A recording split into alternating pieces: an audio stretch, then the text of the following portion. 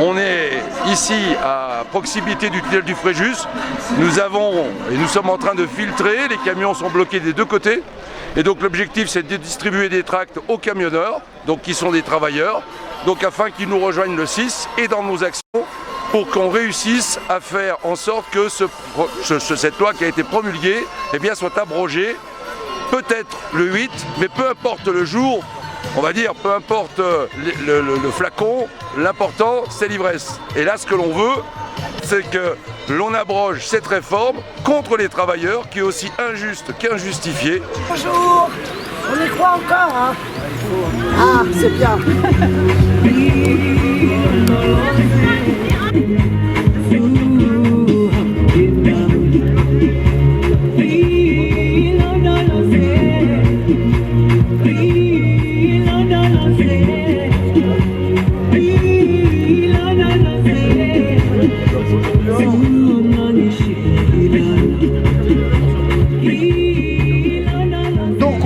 Retour et c'est un gros succès. C'est un gros succès ce matin, malgré le temps qui est vraiment pluvieux et froid, mais on est super heureux d'être là et d'avoir notre revanche. Parce que là, on aura bloqué facilement 3 heures.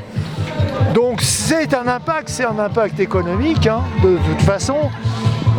C'est pas rien. Donc on montre qu'on est là, on est toujours là. Et on est prêt à défendre nos retraites.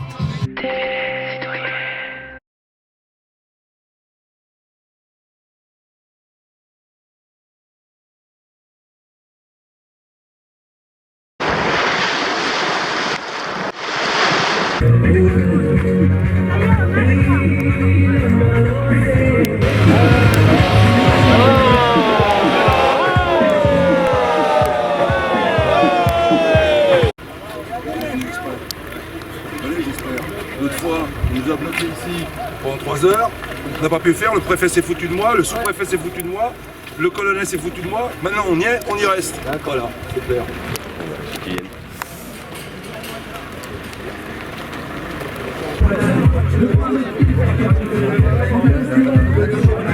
Eh bien, on est toujours contre la réforme des retraites et on va rien lâcher. Donc la dernière fois on est monté au Fréjus, on n'a pas pu bloquer parce que soi-disant la préfecture a pris un arrêté de réquisition, ils nous ont bloqué un peu partout sur un acte. J'aimerais bien voir le texte pour voir à quoi il faisait référence. Mais donc du coup aujourd'hui on est remonté et donc du coup on a bloqué, on est monté à 2 quarts, plus de 100 personnes. Et donc on est là, on bloque l'accès au Fréjus dans les deux sens pour les poids lourds pour manifester contre cette réforme des retraites qui est totalement injuste et on est hors de question qu'on fasse 2 ans de plus.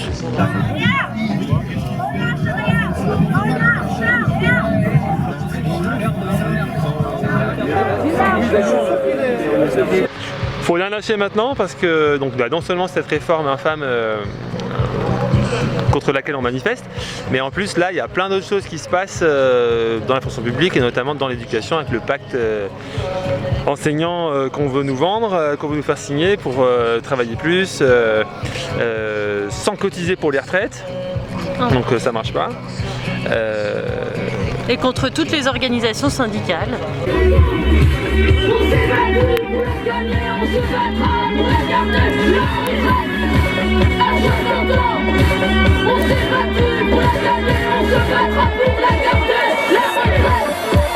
Ça fait depuis le 19 janvier que nous manifestons. Le 6 juin, ce sera la 14e manifestation. La dernière, c'était le 1er mai, où il y avait sur Chambéry plus de 10 000 manifestants. C'est historique. Donc les gens sont toujours contre cette réforme. 75% de la population, 92% des actifs sont contre cette réforme. Le gouvernement doit entendre raison. D'autres actions, peut-être pas aussi fortes que le Fréjus, mais d'autres actions sûrement qui seront prévues début juin. Et tout ça pour préparer la grande mobilisation du 6 juin par rapport à la manifestation nationale qui aura lieu partout en France. Et j'espère qu'elle sera massive. Et peut-être qu'on ira encore au-delà du 6, j'en sais rien. Mais aujourd'hui, on ne peut pas reculer et il est hors de question qu'on baisse. Donc il faut absolument maintenir la pression.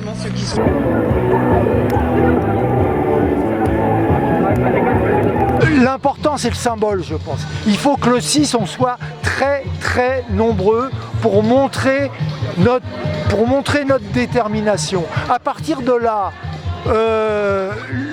il peut y avoir des inquiétudes qui s'installent au sein de ce gouvernement. On lâche rien! On lâche rien! On lâche rien! Un gros vent glacial fait grincer les dents, monstre de métal qui va dérivant. Faudrait travailler encore. L'ensemble des salariés de ce pays sont toujours mobilisés contre la réforme des retraites.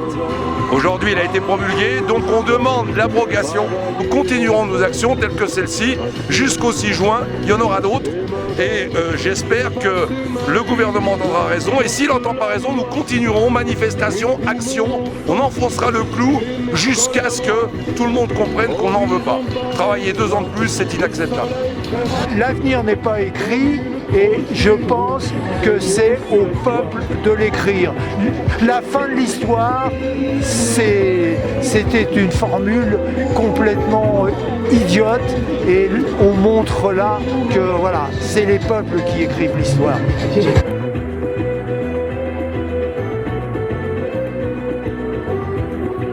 On dirait le soir, les navires de guerre, battus par les vagues, rongés par la mer, tombés sur le flanc, giflés des marées, battus par l'argent, les monstres d'acier voudraient travailler encore, travailler encore.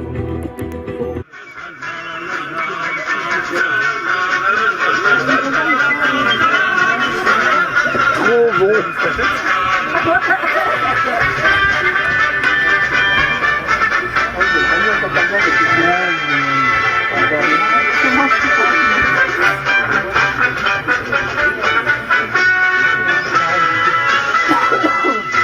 Attention.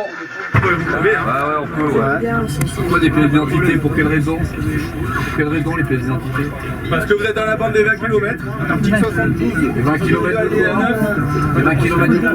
Donc on est habilité à faire un contrôle d'identité. Faut donner un faux nom. Faut donner Les un 20 faux nom. km de quoi? La frontière italienne. Ah oui! Ah. C'est pourquoi, s'il vous plaît? On demande de faire un rapport.